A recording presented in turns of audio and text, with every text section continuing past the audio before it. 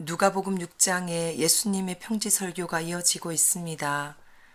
12제자들을 불러 세우신 예수님은 그들을 데리고 평지에 서서 말씀을 전하고 계십니다. 마치 마태복음의 산상수훈을 읽고 있는 듯한 느낌이 듭니다.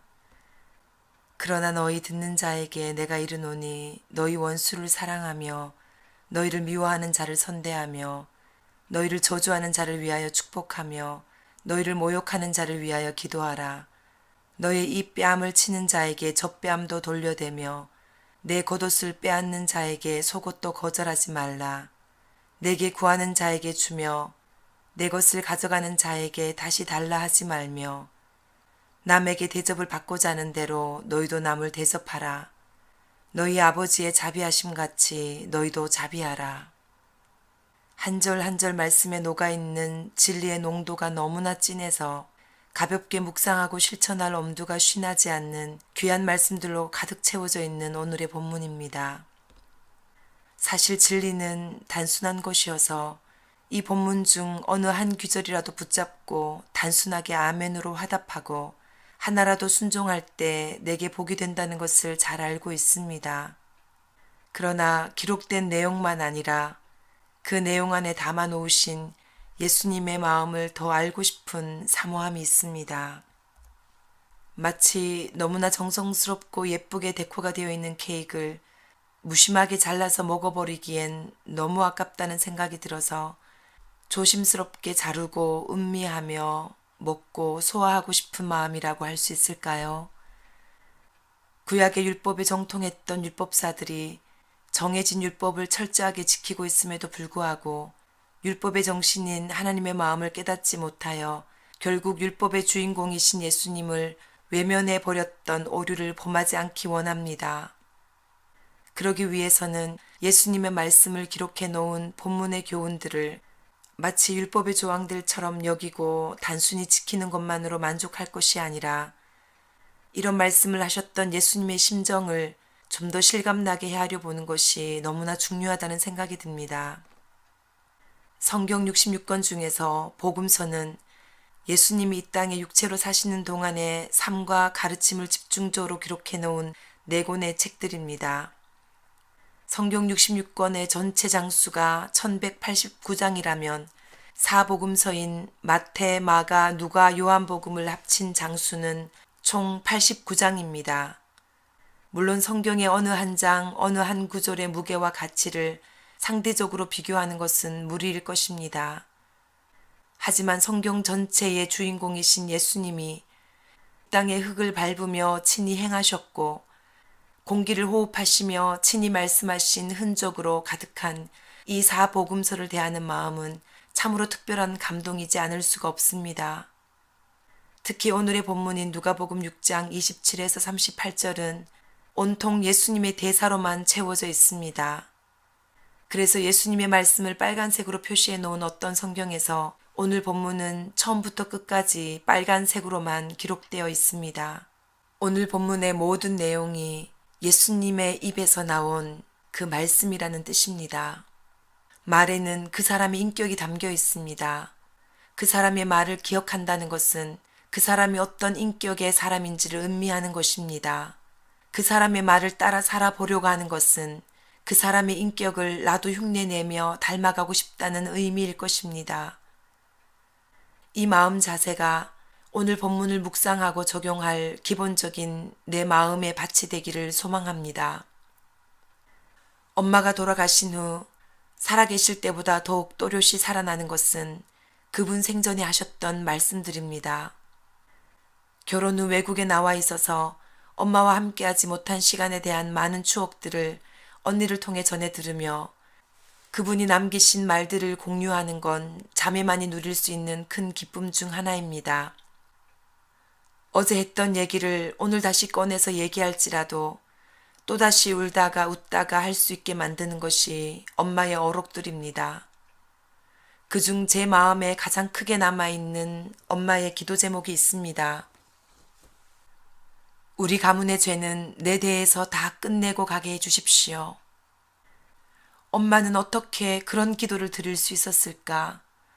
생각할 때마다 참으로 놀랍고 신기합니다.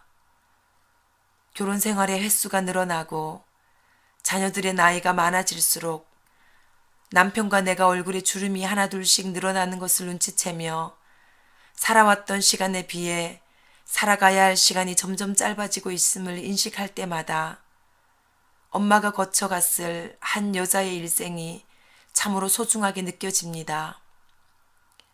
지금과는 비교도 할 수 없는 열악한 환경 속에서 어찌하든지 가정을 지켜내고 또 어찌하든지 자식들을 바로 키워내기 위해 하나님 옷자락을 붙들고 쏟아내었던 엄마의 그 기도들을 생각하면 엄마는 엄마에게 맡겨진 구간에 믿음의 선한 경주를 최선을 다해서 감당하고 가셨음을 감사하지 않을 수가 없습니다.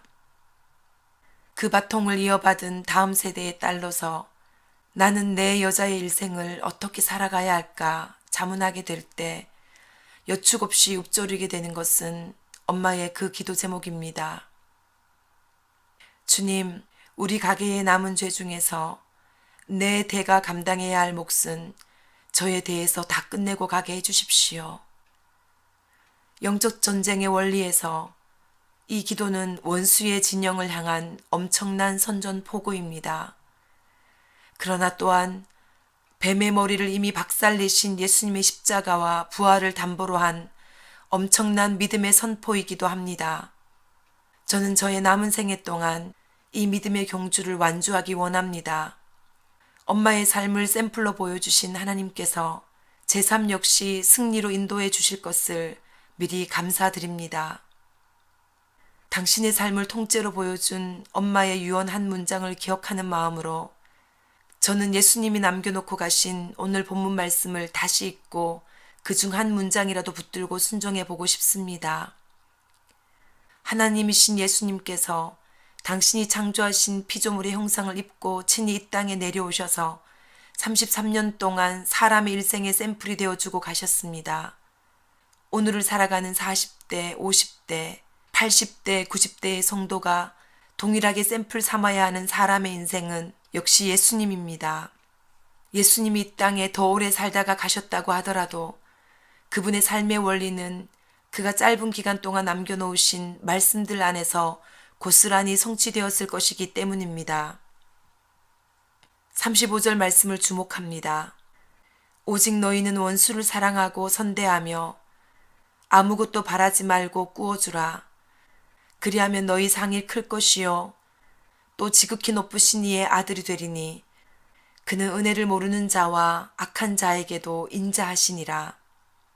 본문의 내용들을 요약하고 있는 듯한 이 한 절 중에서 특히 아무것도 바라지 말고 꾸어주라는 말씀이 자꾸만 마음 문을 두드립니다. 꾸어주라는 명령보다 더 중요한 것은 그 앞에 나오는 아무것도 바라지 말고라는 태도인 것 같습니다. 이것을 한 걸음 더 나아가 해석해보면 아무것도 바랄 수 없는 사람에게 라는 대상과 관련된 말이기도 함을 느낍니다. 되돌려 받을 수 없음에 틀림없는 사람이 꾸어달라고 할 때 되돌려 받기를 바라는 마음 자체를 아예 버리고 그냥 주라는 것입니다. 이것을 좀 더 풀어놓은 내용이 그 앞에 나오는 32, 33, 34절인 것 같습니다. 너희가 만일 너희를 사랑하는 자만을 사랑하면 칭찬받을 것이 무엇이냐? 너희가 만일 선대하는 자만을 선대하면 칭찬받을 것이 무엇이냐? 너희가 받기를 바라고 사람들에게 꾸어주면 칭찬받을 것이 무엇이냐? 나를 사랑하지 않는 대상, 나를 선대하지도 않는 대상, 내가 보상을 기대할 수도 없는 대상, 그를 사랑하고 그에게 선대하고 그에게 꾸이라는 것입니다. 이 말씀을 읽으며 함께 떠오르는 구절이 있는데 누가복음 14장 13, 14절 말씀입니다. 잔치를 베풀 때에는 가난한 사람들과 지체에 장애가 있는 사람들과 다리 저는 사람들과 눈먼 사람들을 불러라. 그리하면 내가 복이 될 것이다. 그들이 내게 갚을 수 없기 때문이다. 의인들이 부활할 때에 하나님께서 내게 갚아주실 것이다. 하나님께서 현재 내게 허락하신 이곳에서 내가 이 말씀을 순종하고 적용해야 할 대상은 누구일까요? 아무것도 바라지 않고 내게 있는 것을 주어야 할 대상은 누구일까요?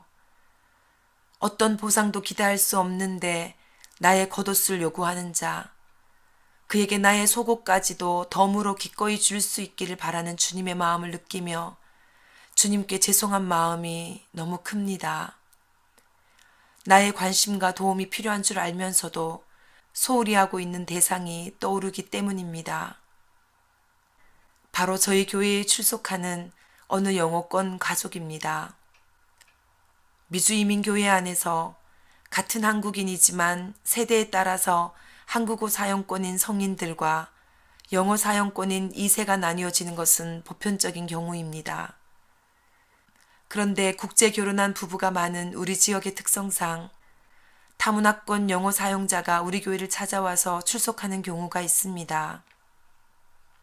저희 교회의 기존 성도님들 중 영어권인 분들을 위해서도 원래 통역을 제공하기 때문에 그분들이 우리와 예배를 함께 드리는 것에는 문제가 없습니다. 또 그들의 자녀들 관리도 주일학교 학생들을 맡아서 교육해 주시는 성도님의 섬김으로 인해 문제될 것은 없습니다. 그런데 문제는 그분들을 대하는 제 마음의 자세였던 것을 오늘 말씀은 조명해 주고 있습니다. 한 사람 한 사람의 존재가 너무나 소중한 하나님의 교회인데 그 가족을 생각하는 내 마음의 자세가 다른 이유는 무엇일까요? 부끄럽지만 오늘 말씀은 제 안에 돌려받기를 바라고 꾸어주려고 하는 이기적인 계산법이 있었음을 고발해 주십니다. 언어의 장벽이라는 말은 핑계에 불과할 것이고 진정으로 그 영혼들의 영적 성숙을 위해 고민하며 돌보는 수고를 하지 않았음을 돌아보게 하십니다. 갚을 것이 없는 그들을 선대하고 아무것도 바랄 수 없는 그들에게 기꺼이 꾸일 때에 하나님이 칭찬하시고 축복하실 수 있는 것인데 그러지 못했음을 회개하게 하십니다. 이번 주 중에 전화를 걸어 안부하고 사정상 성경을 가지고 오지 못하시는 그분들을 위해 오는 주일에는 여분의 성경책을 챙겨가서 드려야겠습니다. 그리고 올해 전교인이 도전하기로 한 성경 통독을 설명하고 동참하도록 돕겠습니다. 또 하나의 찔림은 몇 달 전부터 저희 교회를 찾아와서 지금까지 꾸준히 출석하고 있는 아프리칸 어메리칸 청년에 대한 것입니다. 아시아에 대한 관심이 있어서 일본어와 한국어를 자습하며 공부하는 것을 알고서는 제가 한국어 공부를 조금씩 도와왔습니다. 애정과 의욕을 가지고 돕기 시작한 일이었는데 시간이 갈수록 여러 가지 이유로 소홀해지고 있습니다. 다수의 사람들이 인정해주는 일, 눈에 띄는 열매가 금방금방 드러나는 일로 보상받기를 원하는 제 마음의 동기가 말씀에 비답해서 드러납니다. 우리 예수님이 가르쳐주고 간 삶의 태도와는 차이가 크게 짐을 찔러주십니다. 그 청년이 원하지 않는다면 모르겠거니와 계속해서 배우기를 원하는 마음이 있다면 금전적으로는 꾸이지 못하더라도 내가 가지고 있는 한국어 지식을 아무것도 바라지 않고 기꺼이 꾸어줄 수 있지는 않겠느냐고 말씀하시는 것 같습니다. 미리 수요일 저녁 시간을 약속해서 비워놓고 좀 넉넉히 시간을 잡아서 한국어 공부도 하고 말씀의 교제도 할 수 있도록 계획하겠습니다.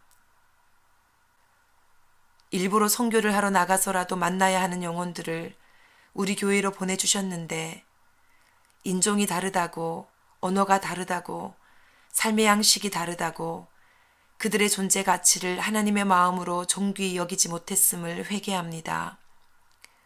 원수조차도 사랑하고 선대하고 아무것도 바라지 말고 꾸어주라고 말씀하셨던 우리 주님의 유언을 기억하며 오늘과 또 한 주간 조금 더 사람의 일생의 샘플 대신 예수님 흉내내며 살아볼 수 있기를 소망합니다. 나의 힘으로야 100번을 시도한들 판판이 실패할 수밖에 없지만 날마다 말씀을 통해 하늘 아버지의 자비로우심이 내게 부어질 때 나에게서도 아버지의 그 자비하심이 반사될 수 있을 것임을 믿음으로 기대합니다.